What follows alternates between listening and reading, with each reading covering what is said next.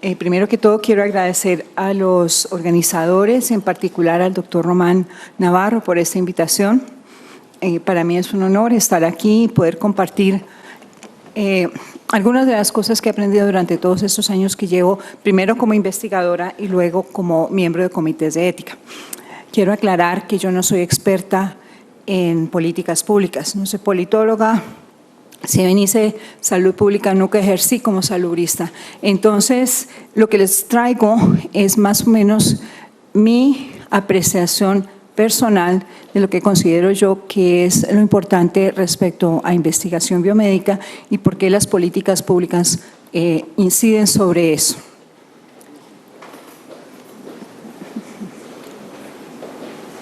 Bueno, esas son dos preguntas. Yo no sé si van a quedar contestadas con lo que les voy a hablar. La pregunta de que si necesitamos políticas públicas para hacer investigación biomédica y el corolario es, si las necesitamos, ¿cuáles serían las políticas públicas necesarias para hacer investigación biomédica? Primero que todo, tenemos que hablar de qué son políticas públicas. Realmente esto es una definición operativa, porque podríamos pasarnos, esos son cursos completos de lo que son políticas públicas.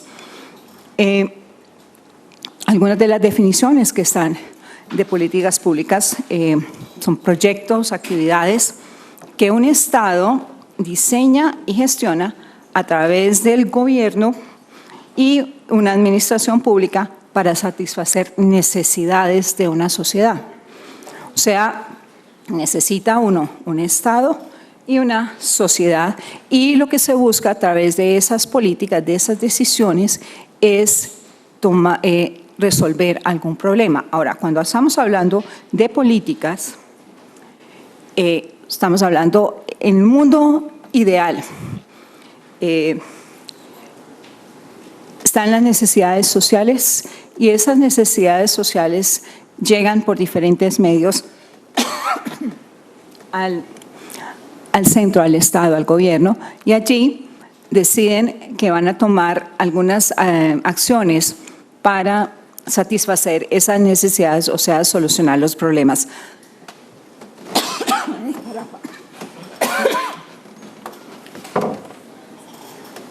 Perdón, estoy con una posgripa que…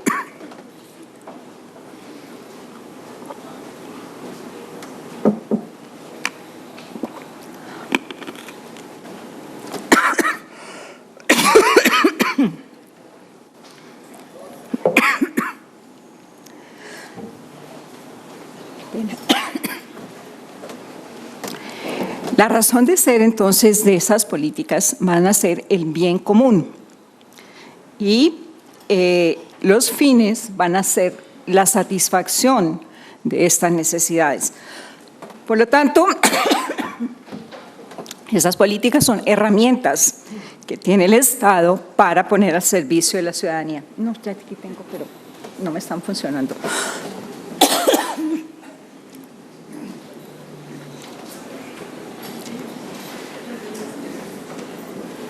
Bueno, también en un sistema ideal vamos a tener entonces que las políticas públicas, para que sean políticas, no solo tienen que ser enunciadas, tienen que ser identificadas, sino que tienen una segunda fase que va a ser la administración, o sea, poner en acción ese tipo de actividades.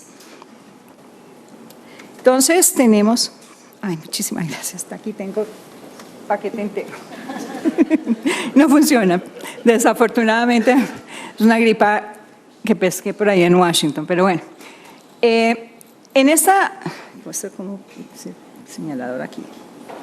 Aquí tenemos entonces que cuando uno formula políticas, se están identificando, estamos utilizando la misma palabra aquí, políticas y políticas. Realmente se identifica el problema, se analiza qué se puede hacer, cuáles son las alternativas que existen y qué instrumentos se pueden elaborar o hay que recabar para llevar a cabo esto.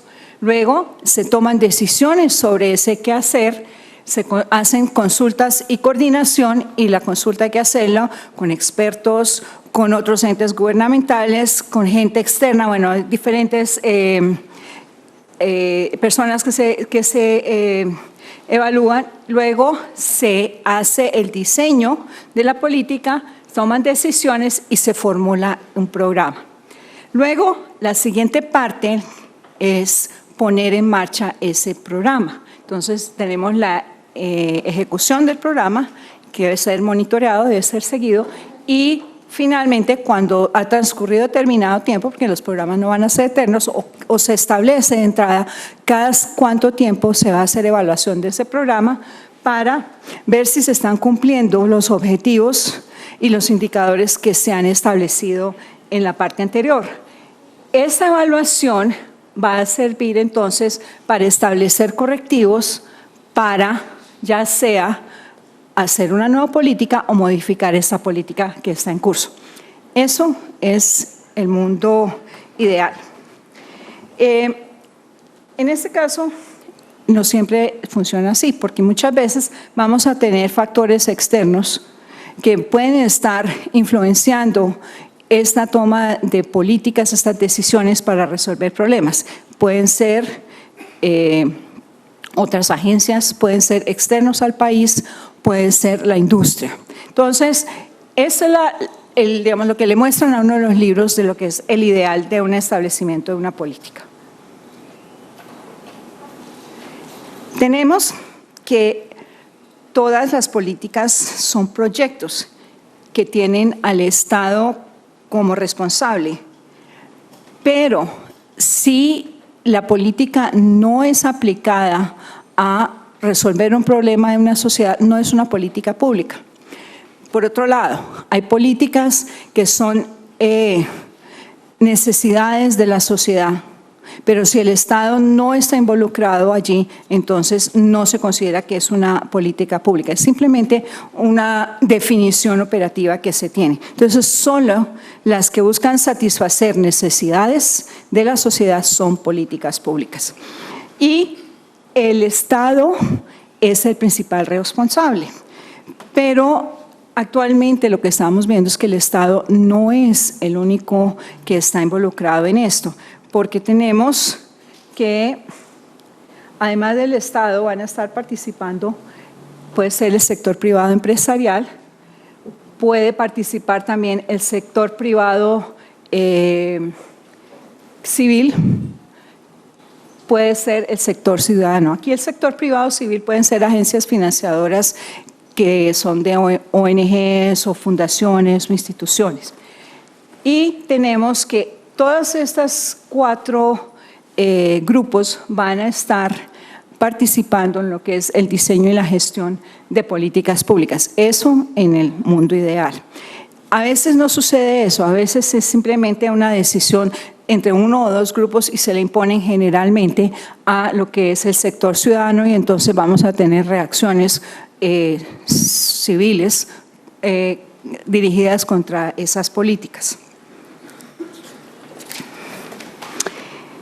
El gobierno va entonces a acordar por medio de rutinas, ya sea intergubernamental, entre los diferentes ramas del gobierno, y cómo van a adoptar y cómo van a implementar esas políticas. En la segunda fase que les había mostrado ahí, que era la administración de los programas, el sector público va a estar, es el brazo del gobierno que va a estar ejecutando esas políticas, y eso se hace a través de diferentes programas que luego se supone que se deben evaluar para que nuevamente se decida si se están cumpliendo los objetivos. Entonces, ítem importante dentro de una política pública es que exista ese mecanismo de evaluación, autoevaluación por un lado y también evaluación externa, para que se puedan establecer los correctivos al respecto y se pueda mejorar o deshacerse de esa política y hacer una nueva. Yo hablaba de que el gobierno va a establecer programas y proyectos. Realmente cuando estamos hablando de políticas públicas nos referimos a que programas y proyectos son esas actividades que se van a hacer a mediano plazo en el caso de los programas, y los proyectos son aquellos que tienen a corto plazo. Cuando hablamos de una actividad a largo plazo, estamos hablando de un plan. Generalmente los planes están constituidos por diversos planes y proyectos dentro de ellos. Esto es otra de las definiciones operativas. Sin embargo, el solo tener actividades no es suficiente para decir que se están llevando a cabo políticas públicas. Y entonces la parte administrativa de esas políticas, o sea, el cómo se hacen, cuándo se hacen, dónde se hacen, es también importante. O sea, todos los jugadores aquí tienen un papel importante para asegurarse de que es realmente una política pública.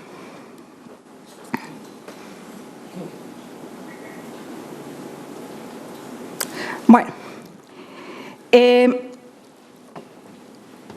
tenemos entonces cuando estamos hablando de políticas públicas? Tenemos que un gobierno nacional y debe negociar con los gobiernos subnacionales, o sea, con los departamentos o las provincias, y también con las otras unidades como los municipios, o sea, los gobiernos locales.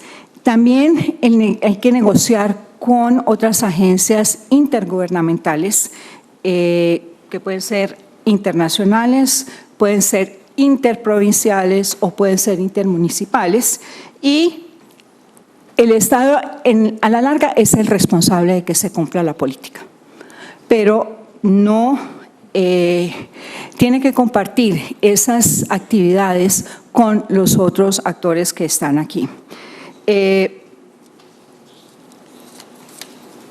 Ya pasando entonces, eso es como una introducción respecto a cómo veo yo lo que son políticas públicas. El siguiente tema es ¿qué es salud?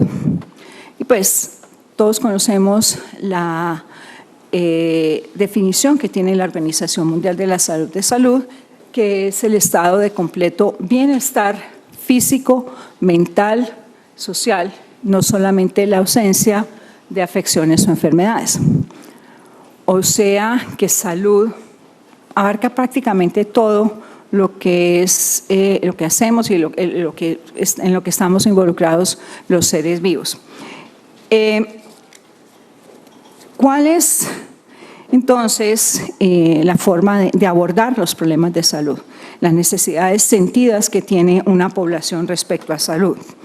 Son diferentes formas y se pueden mirar desde diferentes ópticas. Por ejemplo, si uno lo mira desde el lado económico,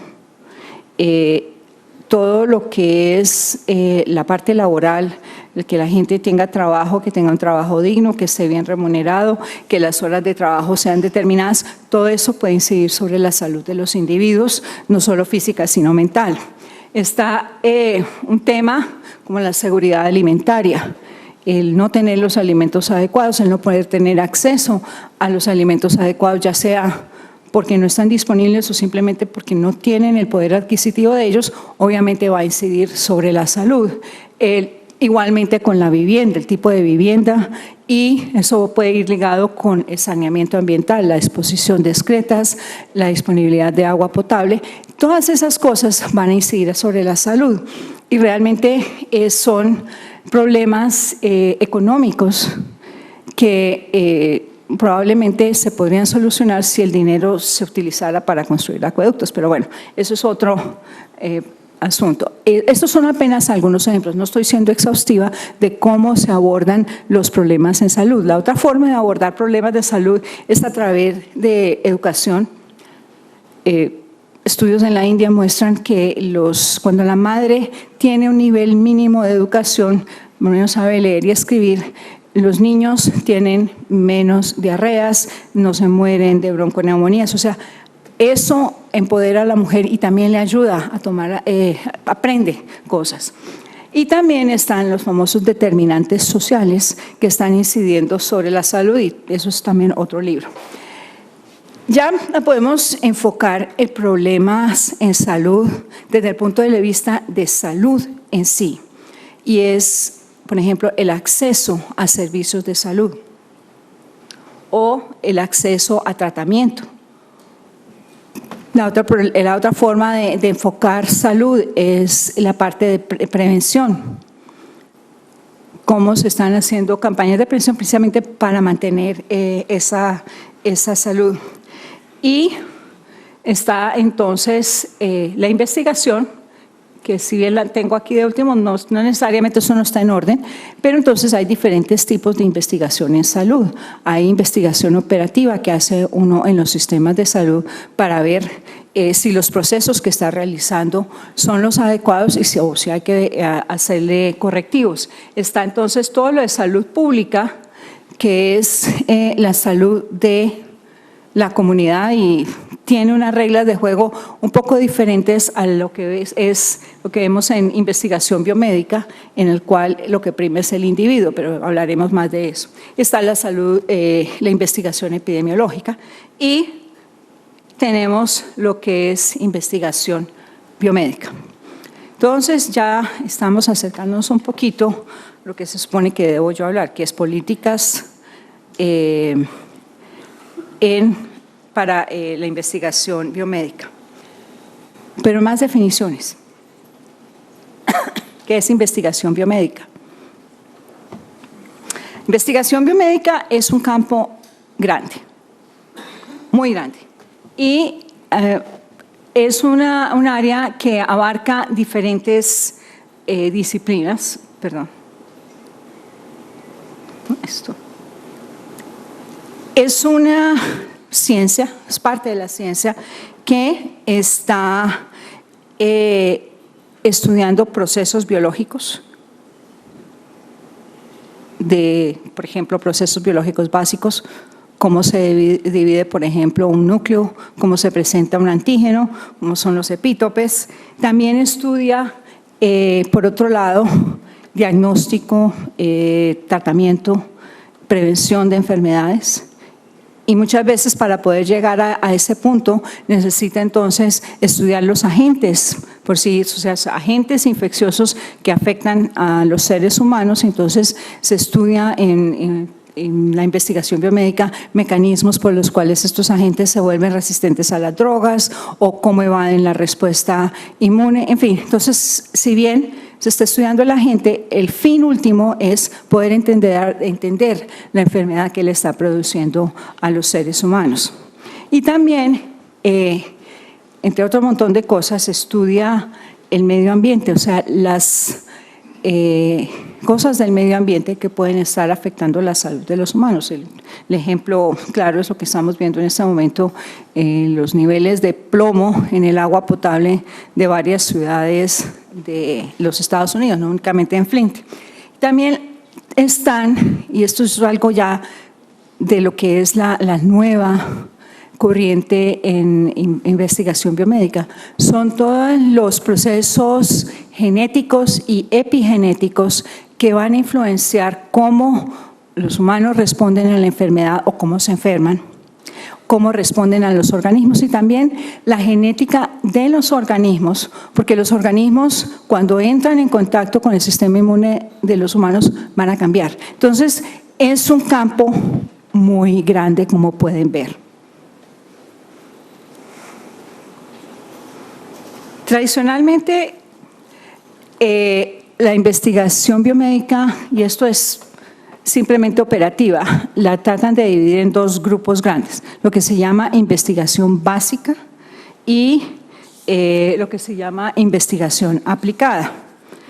En la investigación básica se meten todas aquellas investigaciones que tienen que ver con mecanismos físicos, químicos y funcionales de los procesos vitales de los seres humanos, y también de estos procesos en los estados de enfermedad, que pueden ser enfermedades infecciosas o pueden ser enfermedades crónicas. Por ejemplo, un ejemplo de investigación básica es los estudios sobre cómo ocurre la transmisión de señales a través de los nervios mediante la producción de diferentes neurotransmisores, que son agentes bioquímicos, y cómo llegan esas señales al cerebro y cómo se traducen en algún tipo de comportamiento.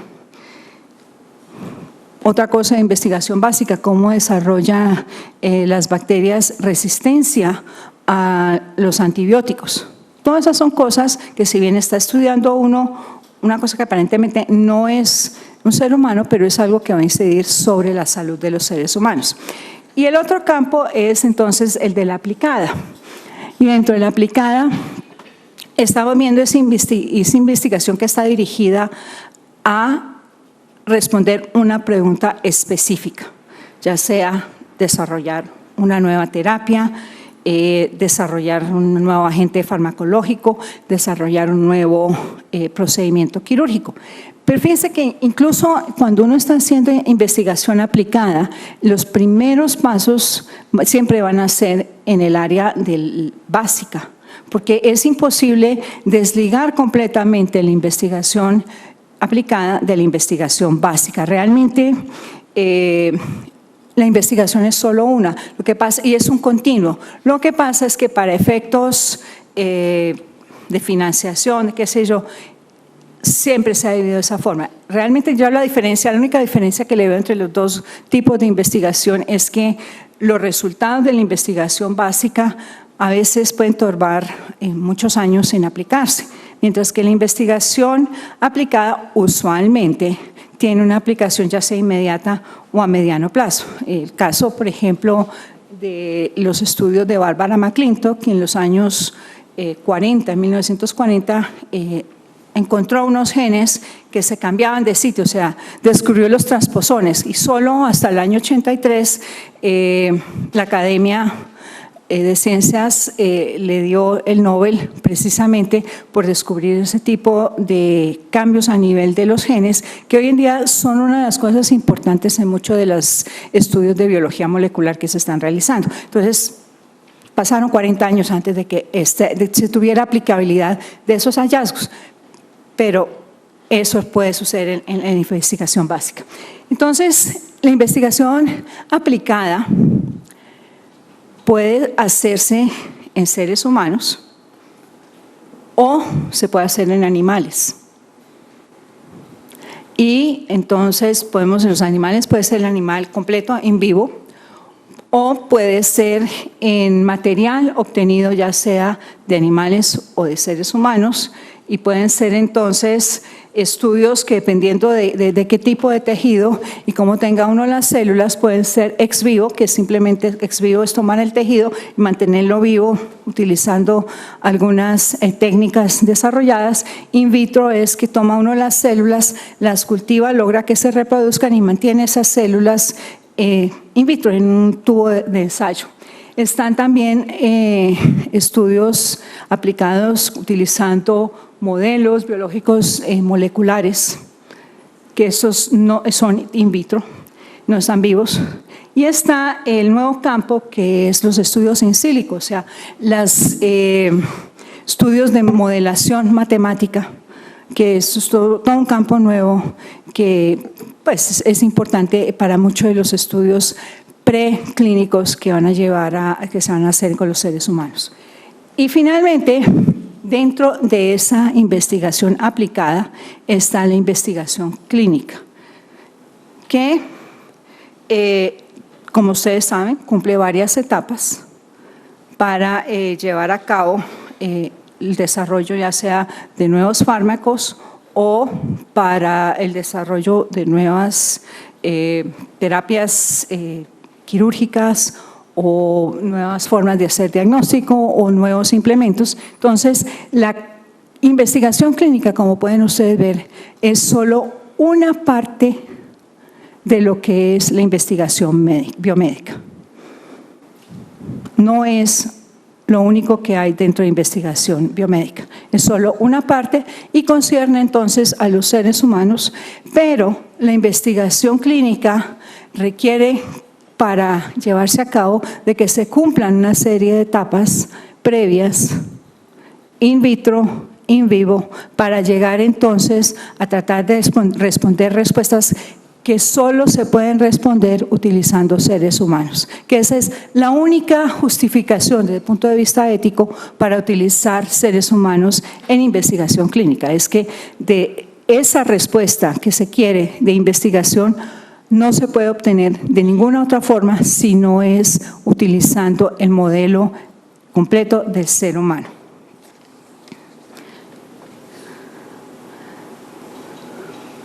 La investigación biomédica es multidisciplinaria, eso es lo que la caracteriza. Estamos hablando que en la investigación biomédica no solo van a participar médicos, odontólogos, enfermeras, bacteriólogos, terapistas, o sea, el equipo de salud, sino que tenemos biólogos, podemos tener ingenieros mecánicos, ingenieros de sistema, matemáticos, estadísticos, que bueno, en el campo de la estadística aplicada a los seres vivos es la bioestadística, y científicos sociales, con todas las connotaciones que tenemos ahí. Entonces, eso es la característica de investigación biomédica, la multidisciplinaridad. Y lo otro que caracteriza la investigación, la mayor parte de la investigación biomédica, es que para este tipo de investigación tradicionalmente se han utilizado métodos cuantitativos, aun cuando ya se está empezando a ver investigación cualitativa dentro como parte, no el estudio completo, pero sí una parte de un estudio en poblaciones, por ejemplo, o cualquier estudio se puede hacer cualitativo para responder algunas preguntas específicas. Entonces, método científico, ustedes recordarán, pues uno parte de una hipótesis y tiene una hipótesis que es verdadera y tiene una hipótesis nula, y luego uno establece o desarrolla su metodología para tratar de responder esa hipótesis, y a veces resulta que uno responde la hipótesis afirmativamente, la hipótesis resulta cierta, pero más de una vez lo que uno logra probar es la hipótesis nula, o sea, que la hipótesis con que uno partió no es la verdadera, sino que la otra es la que es verdadera. Entonces, el método científico, que ese método realmente no es el que se aplica en la investigación clínica farmacológica, si bien es una disciplina científica, no llega a la verdad absoluta. Cuando uno ve los resultados de su investigación, entonces los resultados son una aproximación a la verdad. Y cuando uno hace los estudios, no es absoluta certeza, sino que la certeza es con determinado grado de error o no. Y por eso uno, cuando está desarrollando el tamaño de muestra y todo eso, establece más o menos cuál va a ser su margen de error y cuál va a ser su variabilidad. Entonces, todas estas cosas nos llevan a uno con el método científico a que es siempre una aproximación, o sea, y es una cosa que va a estar fluctuando. Uno, con este tipo de investigación, si bien se han creado dogmas, realmente es una cosa que puede estar cambiando constantemente, porque a medida que descubrimos nuevas cosas o se mejoran las tecnologías, eso que era cierto hace 10 años no necesariamente es cierto hoy. Eso de la investigación biomédica no clínica. La investigación clínica, realmente, para hacer un ensayo clínico controlado, la metodología es más o menos estándar. Hay variaciones, obviamente, pero siempre hay que seguir determinada metodología. ¿Por qué? Porque eso le va a dar validez al estudio. Entonces, si no se sigue esa metodología, nadie le va a creer a los resultados. Entonces, esa es una de las diferencias que hay en la investigación, entre la investigación clínica farmacológica y el resto de la investigación biomédica. ¿Cómo voy de tiempo? Bueno, entonces, juntando lo que dije al principio de políticas públicas e investigación biomédica. ¿Para qué necesita políticas públicas? Realmente las políticas públicas, una de los campos grandes en los cuales ha habido mucha discusión respecto a políticas públicas son las políticas de financiación de la investigación. La investigación biomédica, la mayoría de la investigación biomédica no clínica va a ser financiada por dineros públicos o por dineros privados, pero de organizaciones que no son comerciales. Wellcome Trust, Burroughs, la Fundación Bill y Melinda Gates, o sea, son organizaciones privadas altruistas. Que esa es una de las diferencias. Ahora, hay investigación clínica farmacológica que puede ser financiada por universidades, por agencias financiadoras, no necesariamente por la industria. Pero lo que se está viendo, la tendencia en la mayor parte del mundo es que la mayor parte de la investigación clínica es financiada por la industria y el fin último realmente es económico. Entonces, cuando uno está hablando, y voy a hablar de políticas públicas relacionadas es con investigación que va a ser financiada con fondos públicos, es decir, con los impuestos que paga el resto de la gente. Entonces, allí se necesitan políticas muy claras sobre qué tipo de investigación es la que se va a financiar, cuáles son las líneas de investigación. Esto es algo que puede ser peligroso. Hace unos años alguien de una agencia internacional opinó que en los países como los nuestros nosotros no teníamos por qué estar haciendo investigación básica, que más bien quisiéramos solo investigación aplicada.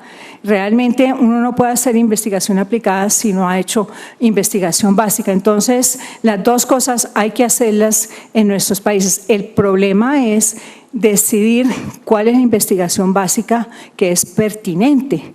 Porque si yo, por ejemplo,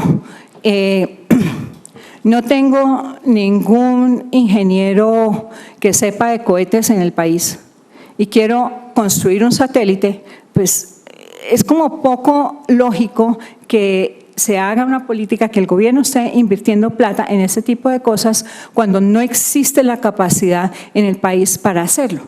Obviamente se podría traer gente de fuera para que lo haga, pero entonces otro de los ítems que son importantes que tenemos ahora es la creación de capacidad nacional para hacer este tipo de investigación. Entonces, las preguntas que surgen cuando se establecen políticas de que sí se va a financiar la investigación con dineros públicos, entonces comienzan a preguntarse, bueno, ¿qué áreas, cuáles son las áreas pertinentes para nosotros, que va a variar de país a país? ¿A quiénes vamos a financiar? Porque generalmente los dineros públicos no son infinitos, siempre hay que priorizar unos sobre otros. También la otra pregunta, ¿de dónde viene el dinero? En Colombia se decidió que uno de los impuestos que pagan los que se ganan en una lotería, que es como el 300% en impuestos, el 7% de esos impuestos iba a ir a investigación biomédica. El problema es que la ley existe, pero nunca la aplicaron. O sea, sacaron plata, crearon un nuevo impuesto para financiarlo. En otros países definen de dónde van a sacar la plata. Puede ser, se la sacan de otra área que consideran que no es prioritaria. En fin, son decisiones que van a redundar en unas políticas públicas que la sociedad va a determinar si realmente le van a solucionar problemas o no. Lo otro es quién va a administrar esos fondos, cuáles son los mecanismos de asignación, cómo se va a hacer el seguimiento de esos fondos y cómo se van a rendir las cuentas. Entonces son cosas simplemente operativas de que aquí hay una plata, hay que hacer algo, pero nosotros necesitamos ver resultados, porque a la larga la inversión en investigación biomédica es una inversión. Es una inversión a futuro de que va a haber un producto que va a servir para mejorar la salud de los seres humanos, ya sean nacionales o de todo el mundo. Entonces, Otra de las cosas que son importantes cuando uno está desarrollando políticas públicas asociadas con investigación biomédica es la parte del fomento y creación de capacidades en investigación. Porque como esos son dineros públicos, hay que apostarlos a las personas mejor entrenadas, a las que con seguridad van a producir un resultado y un resultado de calidad que sea creíble para que sea útil a la sociedad. Entonces, una de las cosas importantes cuando uno está hablando de fomento a la investigación definitivamente es la educación. Y no solo la educación a nivel de posgrados, maestrías, doctorados, postdocs, sino desde los pregrados y quizás desde la educación básica y la educación media.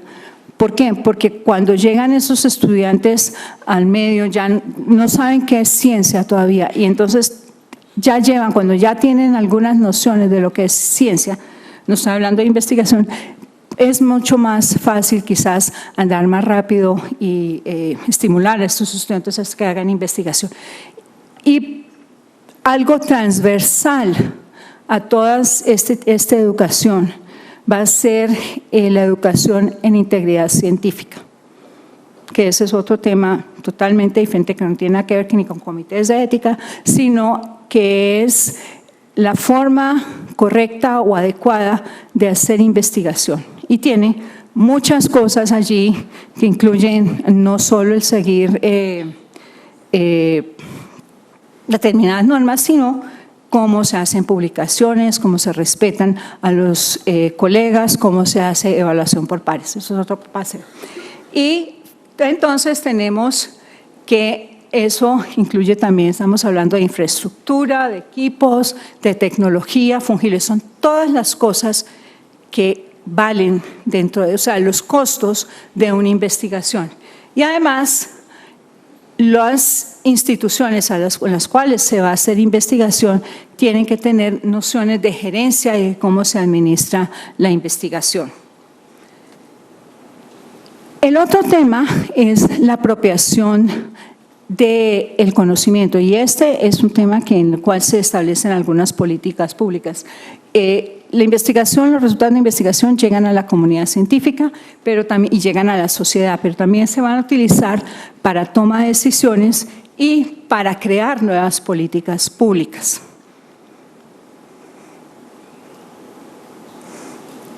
Finalmente, otra de las políticas públicas es la regulación de la investigación. La regulación de la investigación primero hay guías, hay declaraciones, hay acuerdos a nivel internacional, que estas son, como dice el nombre, son guías, no tienen ningún poder vinculante y entonces ya le corresponde al país, al gobierno del país, establecer normatividad nacional, llámense leyes, decretos, resoluciones, para hacer operativa dentro del país esas guías y esas resoluciones. Y estas guías van a estar involucradas sobre protección, básicamente, a sujetos de investigación. Sujetos de investigación pues, son los animales o los participantes voluntarios. A mí cuando hablamos de investigación humana no me gusta hablar de sujetos porque precisamente da la idea de que no hay voluntariedad, pero bueno. Entonces, estas legislaciones nacionales están encaminadas entonces a proteger eso. En algunos países la legislación nacional va más allá de la protección de los participantes. Digamos, la legislación nacional tiene un componente de protección a los animales, protección a los seres humanos, pero también tiene legislación respecto a investigación biomédica en otros campos. Entonces, son muchísimo más amplias. Y, por ejemplo, aquí entonces empezamos a ver la ley que hemos discutido, la ley 9324 de Costa Rica, que realmente es una ley que está dirigida a participantes voluntarios en investigación clínica con fármacos o con sustancias. No es realmente, como está denunciada, realmente no es para toda la investigación biomédica. Entonces, otra de las cosas que finalmente tienen que hacer, tiene que haber políticas públicas al respecto, es sobre el registro de productos de investigación, que eso es todo un campo y eso se lo dan a agencias reguladoras dentro de los países y ellos establecen entonces las normas. Muchas de esas normas no son políticas públicas porque no ha habido la participación de la sociedad. Si bien están dirigidas a la protección de la sociedad, ellos no han podido opinar, no han podido sugerir cambios a eso en el mundo ideal. Y eso era todo lo que tenía para contarles hoy. Muchas gracias.